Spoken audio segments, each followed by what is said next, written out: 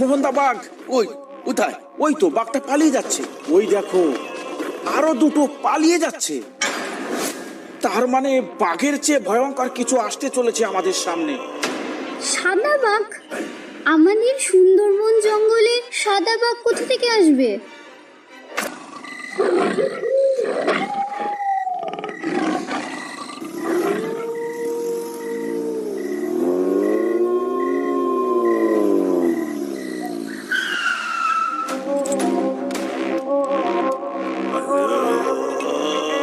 সকল গ্রামবাসীদের উদ্দেশ্যে জানানো হচ্ছে, আপনারা যে যেখানে আছেন অবিলম্বে ঘরে ঢুকে দরজা বন্ধ করে দিন।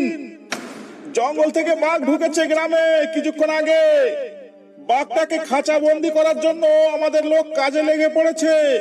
অযথা এদিক ওদিক ঘুরে কেউ প্রাণের ঝুঁকি নেবেন না।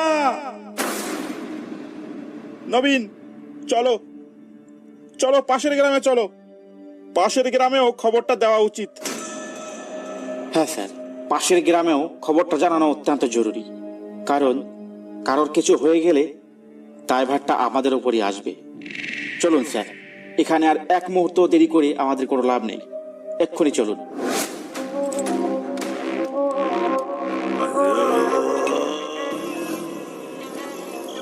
ওরে নেতাই, তাড়াতাড়ি পা চালিয়ে আয়। সন্ধ্যা হয়ে গেছে অনেকক্ষণ। আর একটু রাত হলে তো পথঘাট কিছুই দেখা যাবে না। বাড়ি পৌঁছবো কি করে তখন? এমনিতেই হাট করতে আজ অনেক দেরি হয়ে গেল।